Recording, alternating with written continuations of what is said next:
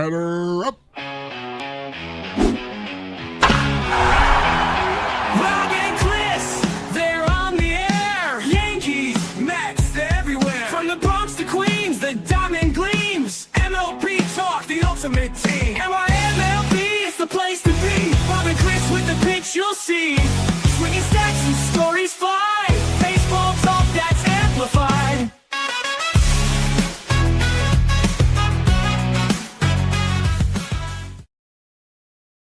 And welcome to a new episode of NY MLB Talk with your hosts Rob and Chris as we cover the Mets, Yankees, and all of Major League Baseball. And if you're on YouTube right now, hit that sub button. We would really appreciate it. And if you want to hit that bell, you will know when we come on. So it'll be a lot easier to find us.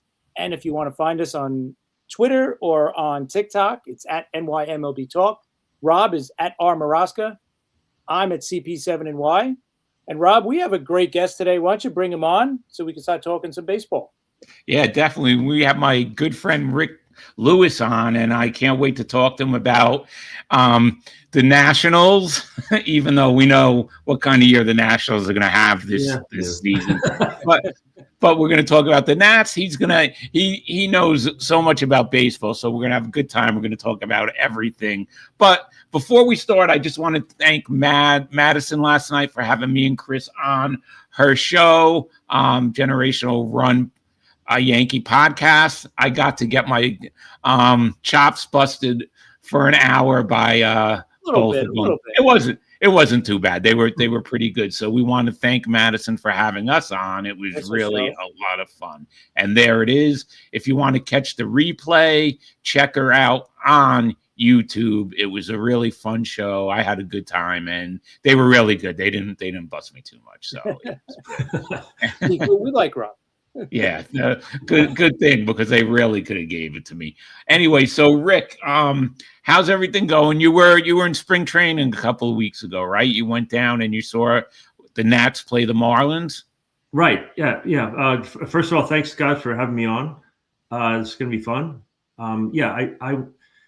I actually I had scheduled 2 games, and they coincidentally happened to be both Nats and Marlins. First one was rained out, unfortunately, so I went to another one. One thing I noticed, and tell me if you feel the same way. It seemed like in spring training, it's more individualized. You know, they don't really cheer for teammates. It's more like, because when it comes down to it, it doesn't really matter who wins the game. This is for, trying out for a team. Whereas in the regular season, it seems like they're more together and they cheer for everybody. I don't know. Yeah. What do you think, Chris, about that? Yeah, I think so. Spring training, I'm sure the fans kind of take it kind of laid back too. And, they're there obviously to see their team, but you know what, whoever's playing on the other team, you're not going to really boo them. Like you said, the games don't really matter. So now's a chance to check out, if you're playing against one of your rivals, like, oh, this is one of the, they're good players. So we don't have to boo them right away, but yes, we know we're going to save that, right? We're going to save that for the regular season. But yeah, I think I think you're absolutely right. I don't think you boo, the other team. You just kind of like, oh, okay, that's, whoever. Like if you're at a Nationals game, you can like, oh, there goes, Juan Soto. That's a great player. We had him. I'm not going to boo the guy. So, yeah. And yeah, sorry, Rick. And for the first time in a while, Chris, we have a couple of idiots that we got to get out of the studio there. If you see, I gotta watch what I read. I put up. But anyway, go ahead, Rick. I agree with you. Unfortunately, this was one of the last games of spring training, and I'm thinking maybe when it's the last couple of days, they're gonna send the star players up north, and see, maybe you won't see some of the star players down south. And it seems to me there's more split squad games this year. I don't know. It's just my impression. But with that said, one thing I like about spring training is you can get right up close. And I got a seat right behind the Nats dugout. I was like 5 feet away from James Wood, so that was cool. put my beer right up on the dugout, put my feet up. That was Nice. you can't do that in regular season. No, definitely not. Very cool. But so it was fun going, but I don't really have much takeaway, because even there were a few star players that played, but they got one at bat, they got a couple innings in the field, not a whole lot to talk about. Yeah, and plus, you don't have such a good feel about the Nats. Let's face it, this season. Yeah. It's rebuilding. Like you said off the show before, kind of almost like minor league baseball. But you have some exciting players. Like Wood. That kid's great. What are your impressions about him? He's great sometimes, not so great other times. He was very good first half of last year, very bad second half, Yeah. when it seemed like the pitchers caught up to him and he wasn't able to adjust. So the question here is, which Wood are we going to see? I think that he has to show himself as a superstar this year for this rebuild to continue. If he doesn't, if he stays at kind of pretty good, it kind of puts a stall on the rebuild, and that's going to frustrate Nats fans even further, because Rob, you said this was a rebuild. This is actually the second rebuild since the World Series. Right. The first didn't go well at all, and that's why that regime got fired. Brought in these new guys, or kids, I guess, and we'll see how this goes. And I don't know. The jury's still out. This is definitely a different approach for the Nats, because they're. I think this is probably their first. I'm searching for a word. What's if a team is more into numbers and stats? What kind of Analytical? Yeah, that. So Yes. so it's more analytical, and so I think for this year it's going to be different for me as a Nats fan, because they're going to make a lot of changes based on, well, let's see, there's a lefty throwing, and he throws usually curves. Let's see who does best against that kind of pitch, and so there's going to be a lot of throw a lot of stuff against the wall and see what sticks. Yeah, but you got to remember, most teams, if not all teams, are into analytics now. So that is the league now, for better or for worse, right? The analytical stuff is what they go by now. It's not old school scouting. There's still old school scouts out there, scouting the players, but for the majority, they go by their analytical numbers. Some that we know, some of them we really don't know what formulas they use and all this stuff. It doesn't make sense to me either, but this is what the league is. It is now. This is what the game is now with baseball. But getting back to their original rebuild, when they traded Soto, right? When you look at the players that they got, I had to double check. They traded Juan Soto and Josh Bell to the Padres. They got back Harlan Susana, C.J. Abrams, Mackenzie Gore, Robert Hassel III, Luke Voigt, and James Wood. Now, James Wood, obviously a star. Mackenzie Gore, now, we could see, like, you're talking about the second rebuild. Yeah. They've already traded him away, right? Right. Solid pitcher. I'm not saying he's, maybe he hasn't lived up to the top billing that he was getting, but he's definitely. But he had a solid year, and we got a couple promising prospects, 2 or 3, I guess. Yeah, the other guys, Robert Hassel III and C.J. Abrams. Now, C.J. Abrams he's a guy that's not quite gotten to there yet, right? I mean, he's playing, but I think they like him on offense. They have questions about him at shortstop. And that's why they were thinking about putting him on the trade market. But they haven't yet. I don't know what they're going to do with shortstop, but if they do trade him, there's a top-rated guy they got back for Gore, and also the #1 pick from last year. He's a shortstop also. So they have some options there. Not for this year, of course. But one thing I wanted to bring up about the new regime is that here's something that happened that probably wouldn't have happened under the old management, and that is with Dylan Cruz. So Dylan Cruz was picked second, second to Skeens a couple years ago. What was that, 2022 maybe? Yeah.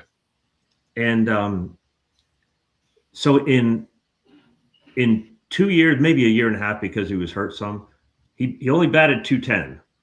Right. And he didn't do any better this spring. Now, if you're Mike Rizzo, the previous GM, you might, since you picked him, you may think, let me give him some more rope, right, and see what he does with it. But this new regime has no ties to him, and I think so. They sent him down to AAA since he wasn't doing well. So I think that's a big statement for them that they care more about, which they should. They care more about accountability than how high you were drafted. Right. Yeah, that does make sense, but it's hard going through 2 rebuilds in 7 years, 8 years. It's just listen, believe me, I know I've been through it all with the Mets. The problem is though is that they've missed also on the picks, like Drews, like you said. Dylan Cruz was a miss. Another guy, Brady House, right, the third baseman, he hasn't quite lived up to the high picking either. Well, but maybe not, but he had a solid spring. Solid, right? Okay. I think we're very very happy with him so far this year. And what about Hassel? Well, what do you think?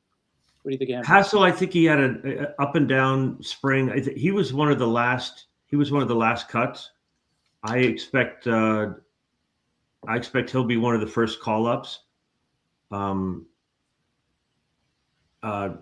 Because I don't think he's in the same category as Dylan Cruz in that he wasn't hitting that well. He was hitting okay. Right. They're hoping he can do better. You might even see Hassel up before you see Cruz up. That's interesting. And what do you think? Listen, the Nats had a pretty good opening series against the Cubs, right? They went 2-1, so they won 2 games out of a Cubs team that we think the Cubs are gonna do very well this year. Highly rated, yeah. Yeah, we think. But how about Joey Weimer? What do you think about him? I was going to bring him up. It's Weimer, by the way. But Weimer. I'm sorry, you're right. Did you know that he's batting 1,000? His on base percentage is 1,000, and he's got 2 home runs. So he's in the lead for MVP. And also right now, yeah. Also to note, I'd never heard his name a month ago. Okay, but check this out too. He's the first player in Nats history and Montreal Expo history, because they're always lumping it together, which is crazy. When I look at some stats online and you look up Gary Carter, and they have, instead of Montreal, they have Washington. That just that stuff like that pisses me off. Right. But anyway, he's the first player in Nats history to reach base in each of his first 8 appearances. Right. And yesterday he just missed the cycle. He hit a triple, single, and home run. Yeah. So I mean, so far so good. We know what happens a lot of times when they start off really hot like this. It doesn't last. You're right. We've seen it a million times. Yeah. So we're not putting that much stock in. We're just joking around. Yeah, but he's you gotta listen. Play him while he's hot. And just ride him, right, as long as you can. He was actually a top prospect with Milwaukee, and then I think they. Oh, was he? Yeah. Okay. Then I think they traded him or whatever to Cincinnati. He's been on like 5 teams. Yeah, he's kind of bounced around a little bit, but maybe he's finally putting it together. You never know. Finally settling in. But all right, we know this year is not going to look good for Washington, probably, especially in that division's really tough. Those top 3 teams, even the Marlins actually look pretty good. So what are your thoughts going forward, like past this season for the Nats? Do you feel like they're in a better position now with the upper management that they have, like the GM and all that? I think it remains to be seen. I think the talk is good, but we'll have to see what happens. I don't have a whole lot of basis for this, but I'm thinking their plan is that in year 3 they will be playoff competitive, and then maybe year 4 compete for the division. But I need to see what this pitching staff can do, because very few of the starters for this year were even on the team last year. Right.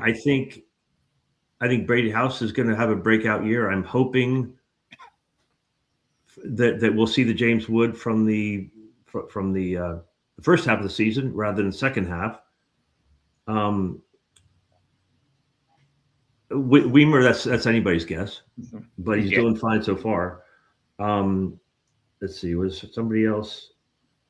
Cade Cavalli. The guy they threw him out there for game 1. He was a high draft pick, but he's been hurt a lot, so no one was really sure what we had in him. But there were some good signs in spring training, so it wasn't a complete surprise that he had a good outing in game 1. But here's one thing I wanted to bring up about Weimers again, that kind of relates to the new management. So they're going to pick people to be in the lineup based on what team they're playing, what pitcher is coming at them. Yeah. Okay? So just because, and this may differ for your guys' teams, just because you have a good day one day doesn't even mean you'll start the next day. And so we're talking about Weimers. He played in game 1, game 3. They benched him for game 2. Yeah. That's not because production, but because, I don't know, they saw something in the numbers. Right. Yeah, I'm old school when it comes to this stuff. Chris knows that. It drives us crazy with this. It's too much of the analytics, really is. It's taken over, and we know firsthand the managers aren't even in control of anything really. It's called in from the front office. It's called in from those baseball people. We know for a fact because we've had managers on here tell us, right, Chris? Yeah, absolutely. Do you mean dictating who's going to start the next game or what? A lot of times, everything, Rick. Oh.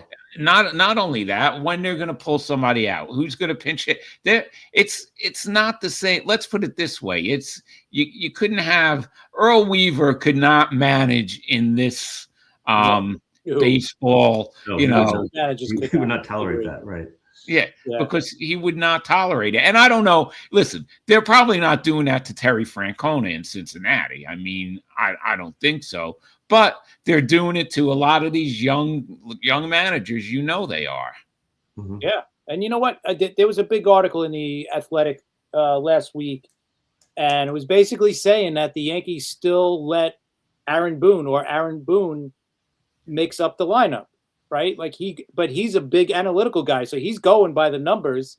But he'll sit down with his bench coach, Brad Osmus, and they'll go over the lineup with the numbers and say, okay, I like this, I like this matchup, whatever. But for the most part, they're using analytics as well, regardless, right? Okay. And that was, like when Girardi was with the Yankees, all the fans hated it. Like, oh, he had his little book and he was going by, the numbers. But that's how baseball is being managed now, right? From the lineup, and like Rob said, they're telling these guys, okay, in the 6th inning, if he's over 95, 100 pitches, we got to get the starter out. Okay, we got to get that bullpen guy in. He can't go more than 40 pitches, right, or whatever. So it's more scientific than like your gut, right? Like a lot of managers back in the day would go by their gut sometimes. They're like, you know what, this guy doesn't look good right now. Let's take him out. And so Now that's they why. might say, let him out. You know, Excuse me. So that's why you might be watching the game. And you might see your pitcher pitching well for 6 innings. right? But at the end of 6 innings, your analytics are telling you he's going to fall off. So bring in somebody else. So a fan might look at that and say, "What are you taking him out for? He's doing well." Yep. Exactly. That's Yeah. exactly it. And it's crazy because that's not the type of baseball that we're used to, but that's the way it is, the wave of the future. I don't like it because a pitcher tomorrow, somebody could be throwing 7 innings of no-hit baseball, right? And because it's the beginning of the year and the analytical team is figuring stuff out, there's a chance that they're going to try to pull that guy out. That's why there's been more, combined no-hitters in recent years than just regular no-hitters, because this is what they do now. It's crazy. And, they think they're safe, all right, they have a lot invested in these pitchers, all players, but in these pitchers, let's just go to pitching staff. They have so much money invested. They're so worried about their arms and innings pitched if they're pitching too many innings, so they're pulling them. But meanwhile, is this hurting them? Because now you're seeing more injuries on pitchers than you've seen before. Is this what's hurting them? What do you guys think? Chris, you first, and then Rick, the same thing. Yeah, I don't know if it's hurting them because they have the science to back it up, right? So they'll always go back to their science or their analytics and say, look, these guys can't throw more than 100 pitches every game, right? Otherwise, they're going to blow their shoulder, their arm out, their shoulder, whatever. So I think no matter what we think, they're always going to say we got the science behind our decisions. Like, we're making our decisions based on analytics, science, and all this stuff. We're bringing it all together, and they figured, hey, after 100 pitches, these guys have to come out. There's no more. There's no more Nolan Ryan back in the day throwing 150, 160 pitches a game. Yeah, like he did okay. The guy was never hurt, but he might be the outliner. I don't know, but right. So your results may vary, right? So some guy could be pitching very well. You take him out because of analytics, and Rob and I are saying, what the hell's going on? But we don't know if he's going to get injured the next inning. He may get injured next inning. Right. So I wouldn't be able to answer your question, Rob. I don't know if that hurts him anymore. Yeah, I don't know. It's the old school guys we have on don't like it, obviously, because they would pitch till their arms. They did it. Yeah, they would pitch until their arms fell off, and they don't like it, and they tell us they don't like it. And like Joe Dell said, hi Joe, he likes old school baseball. Yeah, I agree with you, but things are different. And hi Dan, we saw you out there. Thanks for being out there all the time. We really appreciate it. But go ahead, Chris. Sorry. Yeah, no, I mean that's where we're at right now, and you know what? I wonder if they did let these guys, just keep throwing, whether it was 100, 120 pitches, 130 pitches, like maybe they wouldn't get hurt. We don't know, and I don't think they're going to ever push these guys to that limit anymore. We'll never know, especially the top guys, especially with all the money they're making, right? Yeah. I mean, you got guys making $30-40 million now as players, so they're not going to blow that, by saying, oh, let's risk it. Let's give this guy one more inning at 120 pitches or 130 pitches. I don't know if they'll do that anymore with the money that's out there. Yeah, and actually, we may not. If a pitcher gets taken out after he's doing well, we may think it's analytics.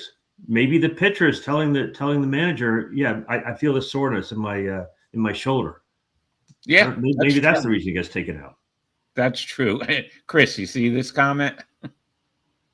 Exactly. Yeah, I remember that game. I remember that. I remember that game. I wonder. It was hot as hell that game. That I remember. Yep. It was your normal July 4th, 100-degree day at Yankee Stadium. You got the no-hitter against Boston. But yeah, no, I remember that. It's something that we probably won't see ever again, depending on how many pitches he threw. But if the guy's not under 100 pitches by the 8th inning, we see it all the time. They usually take these guys out, you know, and look what happened. And they'll go with the science and prove it to us and say, look what happened with Johan Santana with the Mets, right? Yeah. He throws that no-hitter, and what happens? Never That was it. And so, Rob, you were talking about baseball in the old days. They just had starters, and they had, well, I don't know if they even called it a closer back then, but there was no middle relief. It was get the starter out there until he can no longer stand up or whatever. Then they put in the closer. Now we have all these roles set up and closer.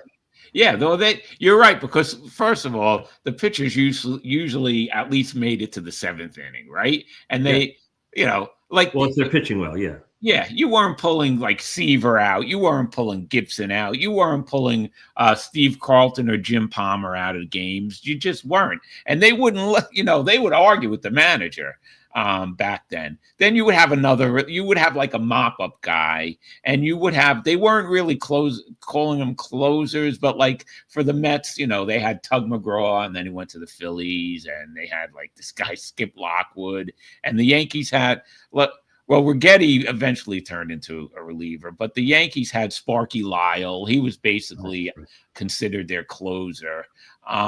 But it wasn't like it was today, where it's specialized. A guy will come in for one batter. Well, now, what do they got to pitch 3, Chris? Oh, do yeah, yeah. You need to see at least three batters when you're brought in, unless you end the inning. Yeah, another stupid thing, another thing that I don't agree with, but we rarely talk about that. It used to be a game of chess, where the manager would bring someone in just to face one guy, and then that would be it. But of course, because they can't, the younger kids, you can't keep them, interested in anything if it's moving a little slower. So they had to speed up the game. But yeah, Rick, I know what you're saying. It's true. It's more, everything. It's more specialized now than it was. Yeah. But okay. So Chris, what else did you want to ask Rick? You had a couple of things. Yeah, no, just about the Nationals. Like, we were talking a little about their players. What do you think of James Wood? Do you think this kid's a legit superstar, or do you think it's a flash in the pan, or do you think he's going to continue to develop and get even better than what he is now? Yeah, I think he is a legit superstar, but he will still have to prove it. We've seen him the beginning of last year play like a superstar.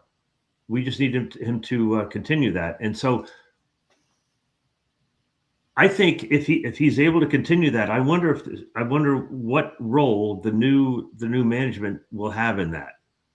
We'll have to give them some credit if he can continue this, right? I think he will. I hope he will prove himself as a superstar. I mean, like you said, he had a really good first half of the season last year. Then he went downhill. I mean, when the first half of the season, yeah, he sort of was like the whole Mets team last year, a pretty good first half, and then they just died. So, but I liked him the first half of the season. He was do you think? All right, here's the more important question. Do you think he's going to be part of a team? You think he's going to be part of the Nationals long term?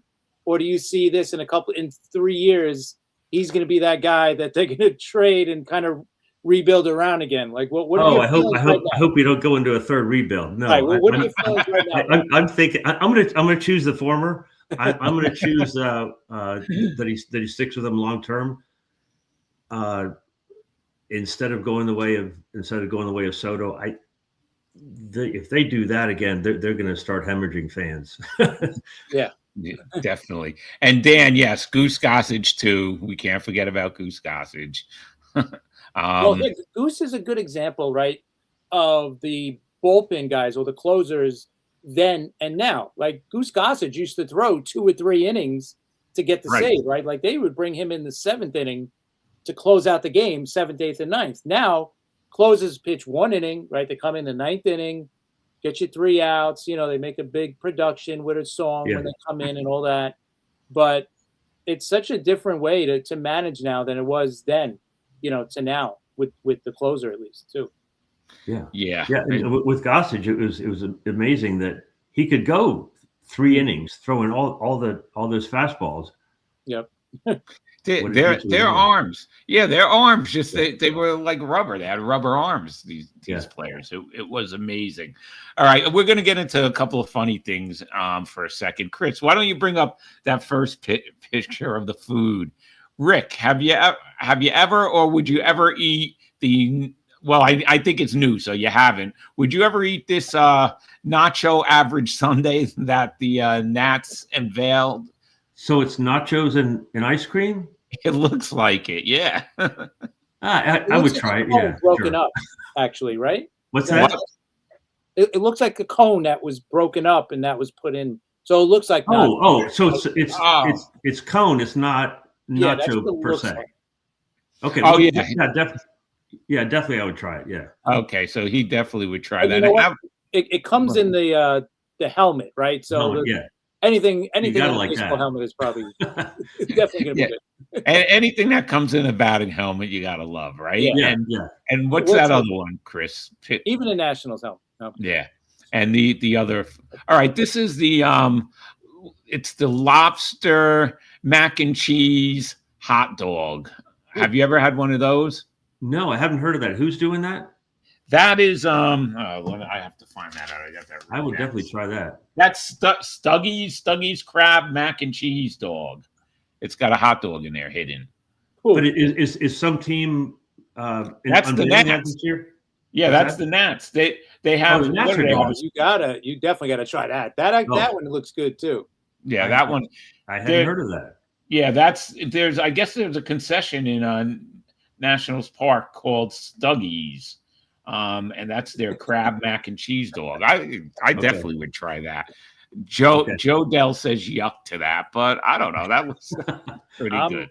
I'm for that one. That one looks really well. You good. know what? If the Nats do as poorly as I think, I probably will be looking more at the food during the game. That's it. That's why they got to have. That's why they got it. The food options here. We got to try these out.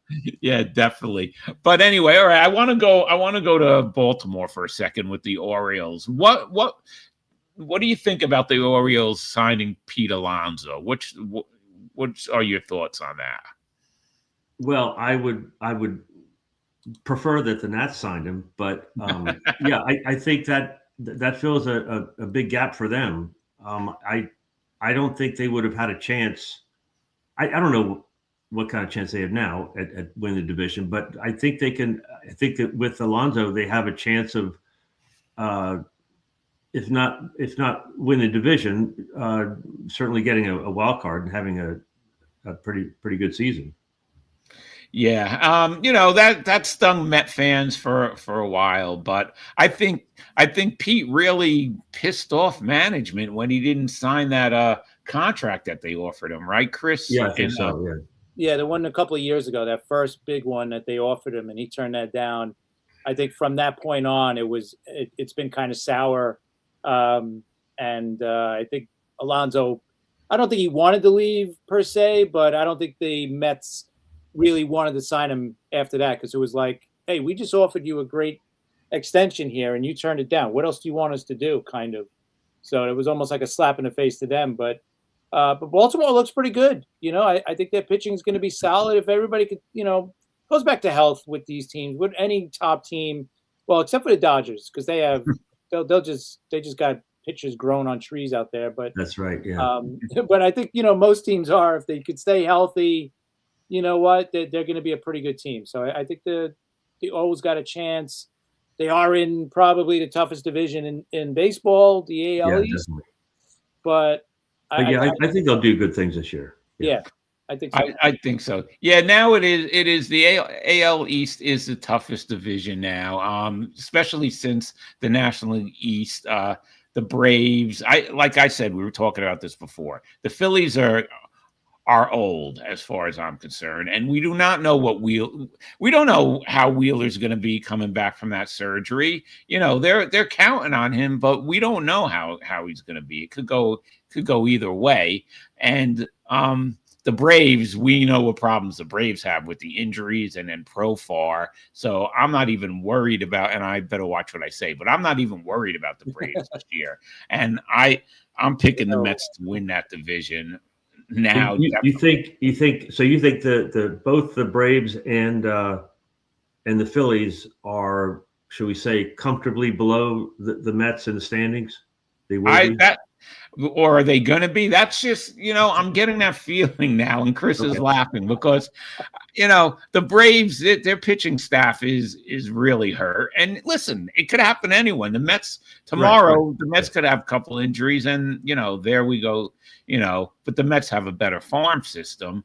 That's for sure. And they'll get the players that they need. So I'm very, very high on the Mets right now. There's only one person, and I'm going to bring this up, that I have to question. And I did it last night when we were guests on that other show. But what is with Richard Lovelady, right, Chris? With the Mets, what is with that guy?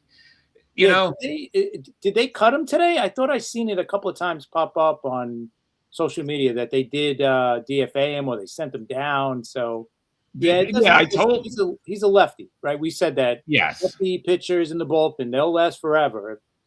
As long as they stay healthy and throwing strikes, they're probably gonna hang around somewhere. But listen, I think you can't overlook the Phillies and the Braves just because of who they have on their teams, right? They're a good team, right? They are beaten up like the Braves, like you said, their rotation's beaten up.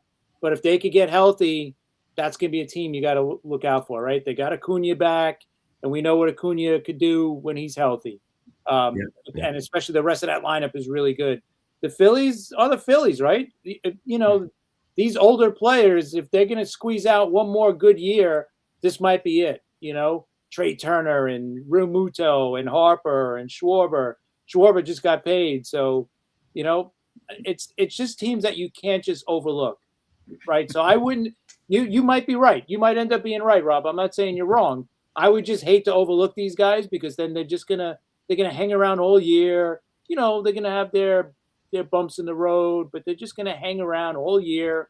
And then who knows, by the All-Star break, one of them makes a big trade and gets somebody like, what if Detroit decides to trade Skubal because they can't sign him, right? He becomes that wild card. Whoever gets him is going to, just boost their team. So you just never know. It's just crazy how big. It's such a long season. It's so hard to predict. That's why I'm like, you just don't know, right? Especially in that division with those guys, proven players, anything. And Miami might, who knows? Maybe the Marlins might step it up this year, right? Because they kind of closed out last year on a high note. So they did, yeah. They're really strong. Did you guys know that CBS Sports updated their power rankings today? No, I didn't see him yet. No. So they had the Yankees third, they had the Mets eighth, and the Nats up from 29th to 23rd. Okay, for what that's worth. That's okay. You're climbing. Hey, listen, the Nats had a good series against the Cubs, and the Cubs. I think the Cubs will probably take. I picked the Cubs over Milwaukee in that division, so we'll see what happens. But the Nats are always pain in the necks to the Mets too, and the Marlins are. But this is a whole different Mets team, so I can't even go there. What's Dan say? Oh, Pete said he liked the Baltimore clubhouse. Well. Yeah, that's kind of funny because of the Mets clubhouse last year, but of course, if that was a little dig.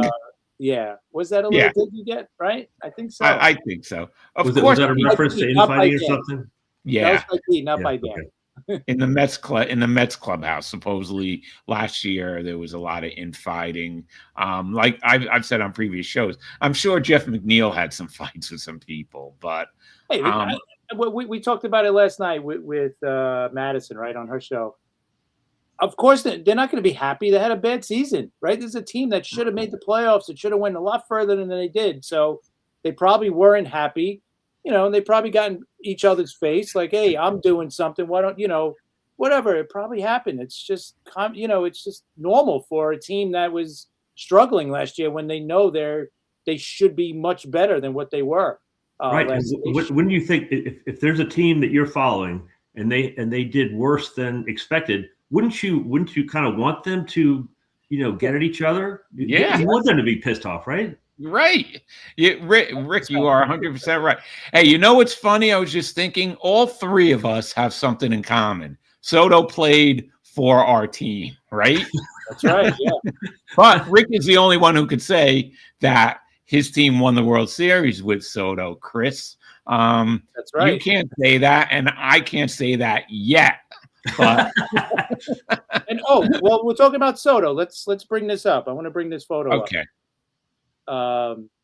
Now you met Juan Soto. How was it? Who the hell's that? Yeah, I was there trying to convince him to stay, and he wasn't listening to me. Yeah.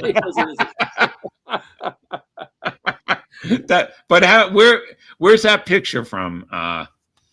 They had or maybe they still do, a promotion called Winterfest. Okay, yeah. Where it's a weekend, probably in February, March, where you could go and meet players and tour the stadium, walk around the field, look at the weight room, take a couple of swings at batting practice. It's a good idea to get fans interested with the team and connect with the players. Yeah, that's a nice shot of Soto. Awesome. Yeah, that I definitely like that photo. And Chris, that's right before Soto was Soto, meaning money wise, Right. Yeah.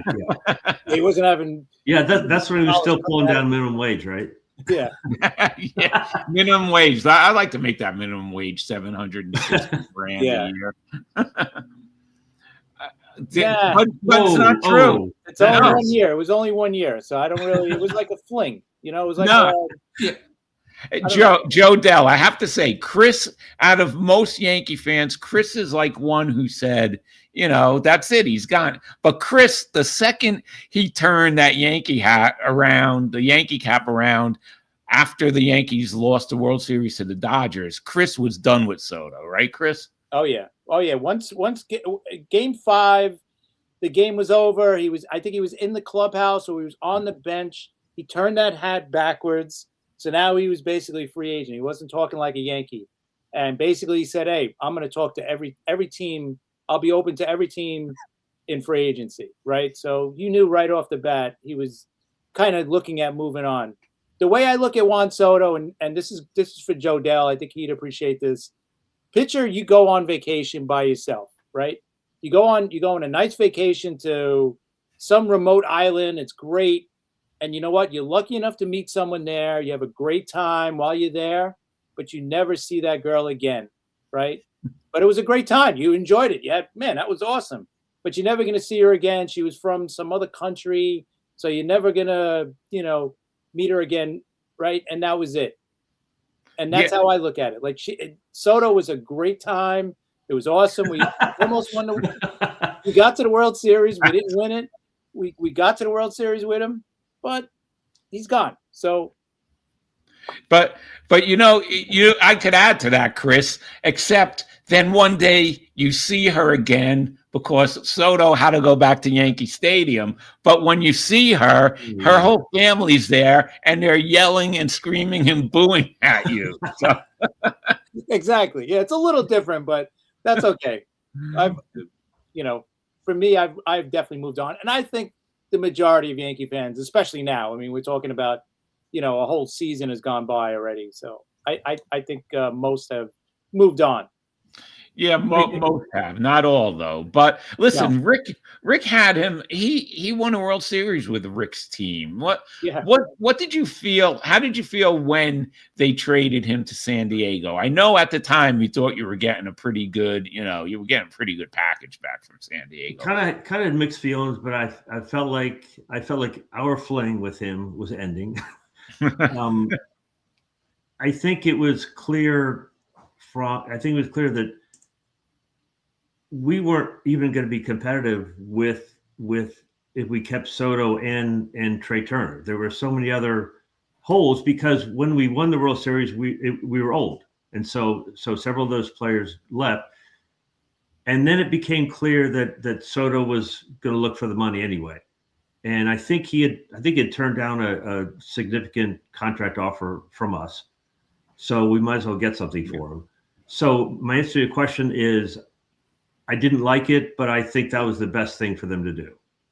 Yeah, and you're right, because they did make him that offer, which was pretty good for the Nats making an offer. He turned him down. You knew he wanted to go to free agency, test the market. You cannot blame him. So they trade him to San Diego. They got what you thought at the time, a decent, bring back. But it didn't work out. You had to rebuild again. But Soto, then Soto moved on. He went to the Yankees for the year, and then he really went for the big money. And he was going to sign whoever gave him the best deal. Let's face it. If Washington said we're going to give you $850 million, and the years, he would have signed with Washington again. If the Marlins said that, or any team, he would have signed with them. It just happened that the Mets made the best deal. And he might have wanted. Well, that could be true, but he might have wanted to have that and also have a team that's competitive right now, which the Nats and Marlins wouldn't be. That's true. Yeah, that's true. I think there are plenty of teams that were competitive at the time for a World Series championship and willing to pay that much money. Yeah, that makes sense. Okay. Chris, you want to get into the ABS stuff now? Yeah, Rick, what are your thoughts on the new ABS system? Because I have some numbers. I just want to throw these up to add to our conversation. Why don't you talk about it some first? Okay. So far, through the first 3 games, catchers are 59 and 92. 59 times right out of 92 attempts at the ABS system. Hitters challenged 33 out of 78 they've gotten right. Pitchers only have attempted 5 challenges and they've gotten 2 right. So overall, the numbers are 94 out of 175. So that's a little better than 500. Yeah, right? and yeah. So do you think? I like it. I'll be honest. Yeah. I'm a fan of it. I think I think if they can do it quickly, and from what I've seen, they have is a lot better. I think than the NFL sometimes. Yes. In looking at a replay, or even our replays, right? And like a safe call or something like that. Yeah. Sometimes they go on a little bit too long, but this seems like it's been right away. I think they got it done pretty good, and I like how the crowd, right, kind of gets into it when they showed up on the screen. Like they're not about it and stuff like that. With the other, this one is right on the screen, so it's kind of cool, and I kind of feel bad for the umps because I was going to say it's kind of embarrassing for the umps. Yeah, and they're wrong by it's by this much, by an inch, less than an inch. Yeah, the ball is thrown 100 miles an hour. Right. So I don't know. I wouldn't be able to call that. So I give them a lot of credit. So. Yeah, I do too. I agree with you guys. I like it, and as long as it's fast, and it's been fast, it's like right up there. It's great, and I'm glad that they have to. How many seconds do they have to get it? Make the call, Chris? The pitcher, catcher, or batter. They have to do it within like a couple of seconds, right? I think it's within 2 seconds. If I'm not that they have to appeal it. Yeah. Yeah, they have to touch their cap like within 2 seconds. Yeah, right away. So basically, instantly. If you don't like call, boom. And here's the other thing: like if you have the challenges, right, and you don't challenge the call, like don't turn around and give the umpire any talk or anything, or give him a dirty look, because if you really believe that was a bad call, you got a challenge, right? Oh, so okay. I just thought about that. Is this going to mean fewer ejections? Oh, I don't know. Because fewer people. Well, but if you argue balls and strikes, you get thrown out anyway, right?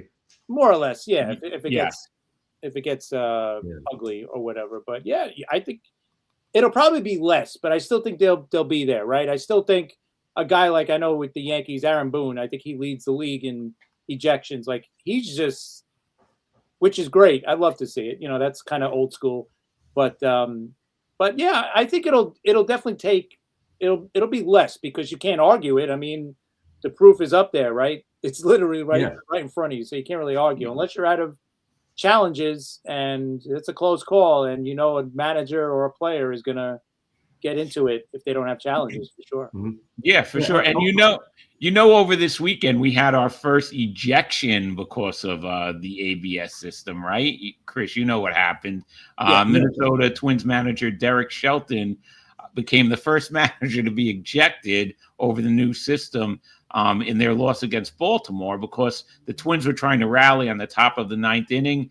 They had a runner on first with Josh Bell at the plate going up against Met fans love this guy, Ryan Helsley, with one out, and it appeared that he threw a 3-2 pitch outside the zone, issuing a walk, and then that would have put two runners on base. Bell walked to first, and he pointed to his hat, and Shelton said that it was too late. He didn't do it within the 2 seconds, and they still went to it, and then, the Twins lost the call, so he got thrown out. So you have one guy already. It didn't save it actually caused an ejection, Chris. But it was more than 2 seconds, wasn't it? Yeah, it was. Yeah. Yeah. You're absolutely right. It was when you looked at it. So he was right, but they got to get this stuff right. And I think it's good to have that as long as they don't start calling every pitch with like a robot or something. And Yeah. So what is the limit? What you have a certain number of challenges? Yeah, you have two. You get two. If you get it right, you keep that challenge. If you get it wrong, you lose it. You're down to one. And in extra innings, you get one given to you when you have none. So if you go into extra innings and you don't have any, then they give you one challenge after the ninth inning. Yeah, so that shouldn't take up too much time. And remember, only the catcher, the pitcher, and the hitter can challenge.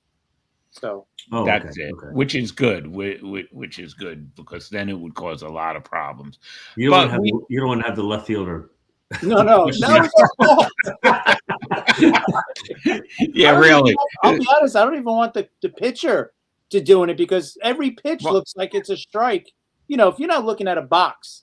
Right? The catcher frames it so well now. So I don't know how you, as a pitcher, can call for a challenge. I think batters and catchers got a good, obviously I got a good eye for it, but a pitcher, it's got to be tough to challenge.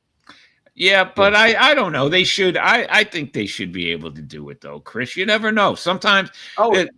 Once in a while, it's obvious that the umpires really mess up a call, and the pitcher is like, the pitcher's going nuts. But listen, that's a good thing, and I think we talked about this with Rick already. But this ghost runner has got to go. All right, I cannot stand it. What you were yelling about this last year, weren't you? Yeah. Yeah. And probably the year before that too. To me, it's like Little League. It's like, how in Major League Baseball could you have like an automatic runner? It's like, I don't know. Rick, what do you think? I know we talked about it, but we weren't on video then. We were just like a little podcast. Now we have a lot more people. So what do you think about the ghost runner? Well, I don't want to have a game drag on to 16, 17 innings, but I see what you're saying. So,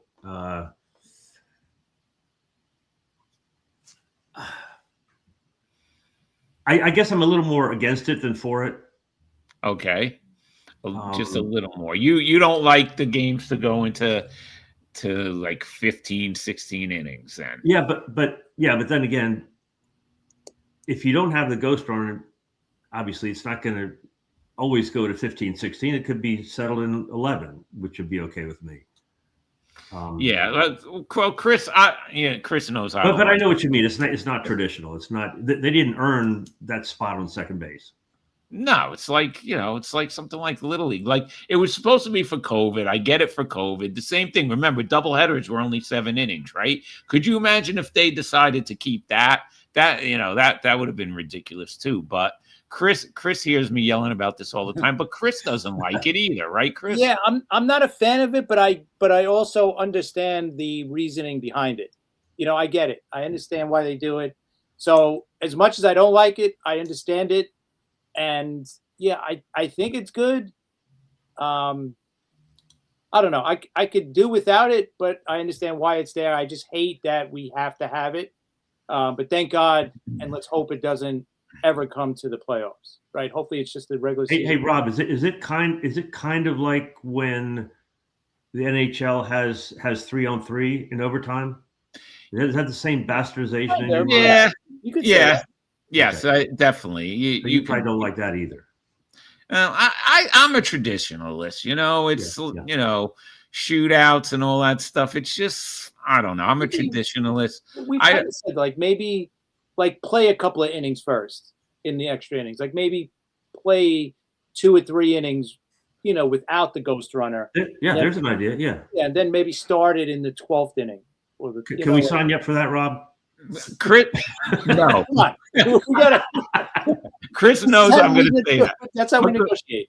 See, Chris came up with that. We've talked about that before. And, listen, I'd rather have that than the ghost runner, in the 10th inning, definitely. Yeah. But I don't know. It's so, if you're tired, don't watch the game. Go to bed. I don't think it's about the fans. I think it's more about, about using up your bullpen one night. You can have an 18-inning game and use up your bullpen, and then the next day, what do you got to, you're kind of screwed. So too bad. Come on, where's John D'Acquisto? I need him. I need him here right now. Yeah, then your next starter has to pitch 9 innings, and right. Oh boy. Yeah, no, I get why, but they're gonna just keep adding this. This stuff. It drives me crazy. But all right, Chris, is there anything else you want to ask Rick? We got a couple more minutes with him. I don't know. All right. Well, since we got you, what are your? Give us your World Series prediction this year. Oh yeah, I got to put you on the spot. So, I hadn't thought about that. Let me think. Other than the Dodgers. Oh, now you're really making it hard. That's the easy pick, right? The Dodgers are the easy pick. Okay, I'm gonna go Seattle. Okay, that's and I don't know. Should I go Mets because of you, Rob? Okay, sure. We'll be happy with that. Seattle Mets. Yeah, I wouldn't mind that because Chris does not want, and I bust his shop. Chris does not want a Subway Series in the World Series. He does not want a Mets Yankees. He can't. He said he's not going to be able to handle that again. 2000 was rough. That was rough on the baseball soul. 2000.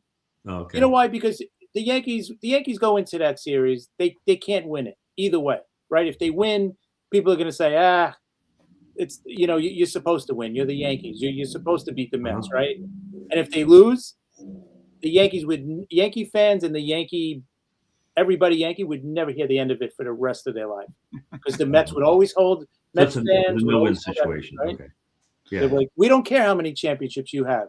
You didn't beat us in the World Series, so we don't care, right? So that would be forever. So it's tough. Plus, if that happens, then Chris knows I'm going to be wearing a Mets versus Yankee Subway Series World Series shirt. I really don't want to see. I know a lot of Rob's going to like it because it's good for the show. Yeah, and I'll be honest. I have a lot of Met fans that I know, family, close friends like Rob.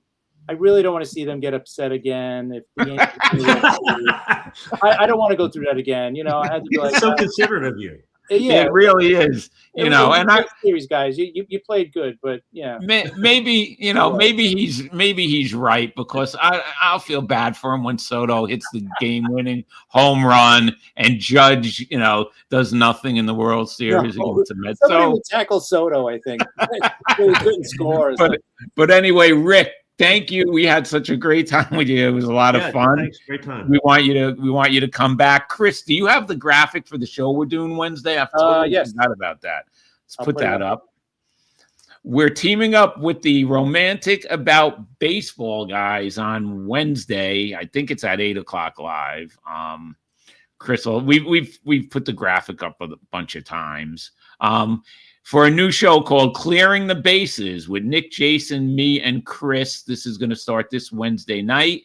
It's going to be on their network. And are we putting, or is it going to be on ours, Chris? Did we decide yet? Yeah, I think so. I think we're using our StreamYard, so it'll be on our network.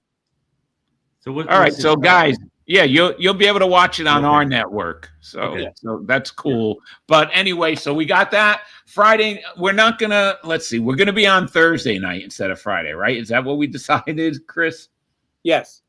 Okay, we're gonna do a special Thursday night show. At, is it gonna be 9 p.m.? Yeah, at 9 p.m. This is the last 9 p.m., right?